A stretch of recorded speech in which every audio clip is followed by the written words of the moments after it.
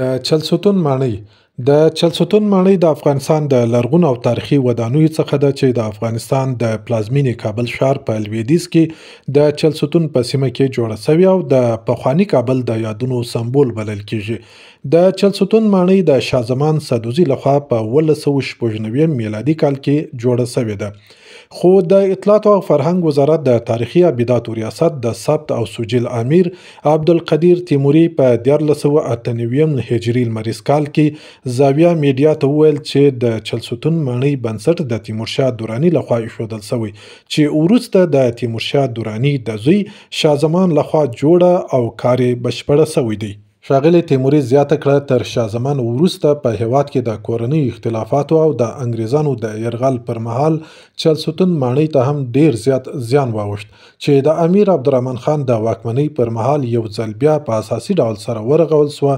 ماڼۍ ته یې 40 ستونونه ورکړل او خپل زوی حبیب الله خان ته یې ډالۍ کړه چې د حبیب الله خان ترڅنګ د بهرنیو میلمنو د میلمه پالنې لپاره هم کار ورڅخه اخیستل کېدی.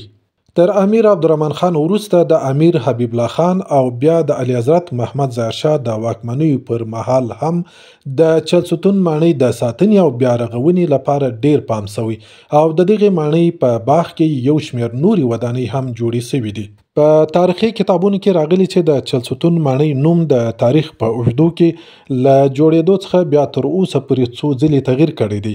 کله چې دا ښکلې ماڼۍ جوړه سوه د زیاتې ښکلا له امله د جهانما په نوم ونومول سوه.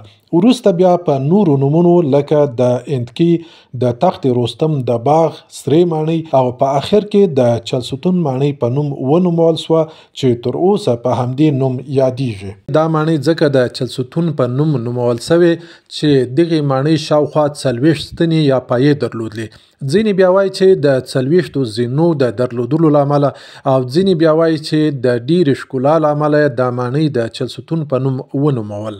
د چهلستون ماڼۍ یو وخت په سیمه کې د ښکلو او ښایستو ماڼیو څخه وه چې د افغانستان د شاهانو د اوسېدو او تفریح ځانګړی ځای و. دې ماڼۍ ته ډیرو بچیانو تګ راتګ درلود. له امیر عبدالرحمن خان، امیر حبیب الله خان او غازي شاه امان الله خان څخه نیولې تر محمد نادر خان، اعلی حضرت محمد ظاهر شاه او شهید سردار محمد داود خان پورې دې ماڼۍ ته تلل او راتلل. کله چې به افغانستان ته د نورو هیوادونو ولسمشران، وزیران، لوړپوړي پلاوي، سیاسي او فرهنګي شخصیتونه راتلل نو په چهلستون ماڼۍ کې به میلمه پالنه کېدل. ځکه د چهلستون ماڼۍ هغه وخت دولتي میلمستون و او بهرني میلمانه به پکې اوسېدل.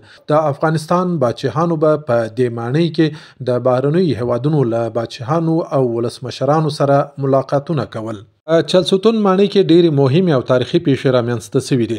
تاریخ پوهان وایي چې له دې مهمو پیښو څخه یوه د ډیورند د فرضي کرښې په اړه بحث او پریکړه ده. کله چې د برتانوي هند لوړپوړي دولتي پلاوي د هنري ټیمور ډیورند په مشرۍ د ډیورند د فرضي کرښې په اړه له امیر عبدالرحمن خان سره د بحث لپاره کابل ته راغی نو په چهلستون ماڼۍ کې له امیر عبدالرحمن خان سره د ډیورند فرضي کرښې په اړه ډیر بحثونه وکړل. همداراز مارشال شاه ولي خان د خپلو خاطراتو په کتاب کې لیکلي کله چې محمد نادر خان د سقاو له زوی حبیب الله کلکاني څخه باچهي ونیول او افغانستان ته نجات ورکړ، لومړنۍ غونډه د کابل له اوسېدونکو سره په چهلستون ماڼۍ کې جوړه کړه. ډلې ډلې خلک به د هغه هرکلي ته راتلل چې ترڅو تر نورو مخکې د هیواد د ژغورونکي په لیدلو مشرف سي. مارشال شاه ولي خان لیکلي زه هم د چهلستون ماڼۍ ته ولاړم او د خپلو چارو راپور مې نوموړي ته وړاندې کړ. سپهسالار زما ناڅیزه خدمتونه وستایل او زه پر مخ او سر ښکل کړم. د پخپله وینا کې وویل چې زه د هیواد د نجات لپاره راغلی وم چې د دې هیواد د ځوانانو په ملاتړ او همت خپل هدف ته ورسېدم او افغانستان ته مې نجات ورکړ. محمد نادر خان په همدې ورځ په چهلستون ماڼۍ کې د افغانستان د نجات لپاره د شاه ولي خان میړانه او سرښندنه وستایله او د مارشالۍ رتبه یې ورکړه. د چهلستون ماڼۍ د افغانستان د نورو تاریخي آثارو او ودانیو په څیر په 80مه لسیزه کې د کورنیو جګړو پر مهال سخته ویجاړه سوه او خپل پخوانی ویاړ او برم یې له لاسه ورکړ. د چهلستون د سیمې اوسیدونکي لکه د تیرې ورځې په څیر د دغې ماڼۍ د جګړو او ویجاړیو یادونه په زړه کې لري. دوی وایي ماڼۍ له څو خواوو د راکټونو او توپونو تر برید لاندې راغله او ټول وسایل او مال په جګړو کې د ښکېلو ګوندونو د وفادارو وګړو لخوا چور سول. د افغانستان د ملي موزیم پخوانی رئیس عمرا خان مسعودي رسنیو ته ویلي کله چې ما دغه ماڼۍ ولیده د هغې ټول وسایل د لوښو په ګډون له سپینو زرو څخه جوړ شوي وو او د ډاکټر نجیب الله د حکومت تر وروستیو ورځو پورې فعال وو، خو د کورنیو جګړو پر مهال هر څه له منځه ولاړل او چهلستون ماڼۍ په کنډواله بدله سوه. او د ولسمشر محمد اشرف غني د واکمنۍ پر مهال د هیواد د لرغونو ودانیو د بیارغونې لپاره جدي پام وشو او د چهلستون ماڼۍ د بیارغونې قرارداد هم د دولت لخوا له آغا خان فرهنګي بنسټ سره لاسلیک شو.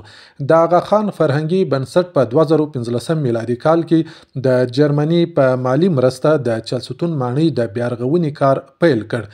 ولسمشر محمد اشرف غني به هم کله ناکله د چهلستون ماڼۍ د بیارغونې له کار څخه له نږدې لیدنه کول.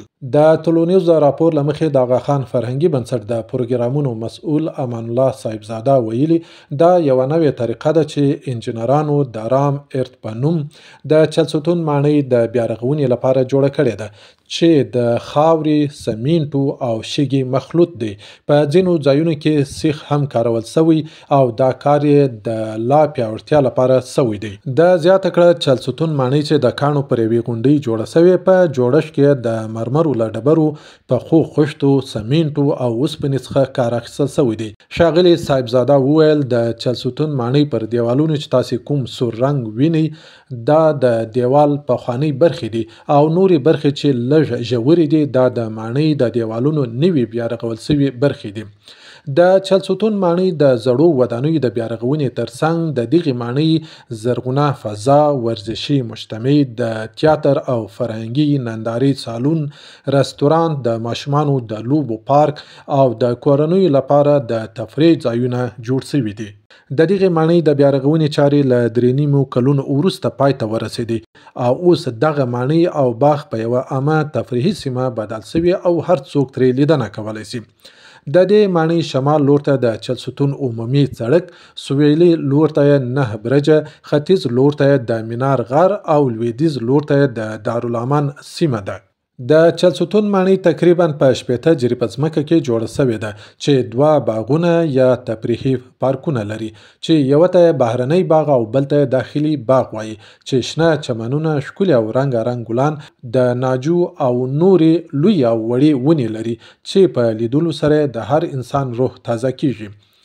د کابل او د هیواد د بیلابیلو ولایتونو اوسیدونکي د رسمي غونډو او سیمینارونو د جوړولو لپاره او همداراز د نوي کال او د اخترونو د میلو پر مهال چهلستون ماڼۍ او باغ ته د تفریح لپاره راتلل.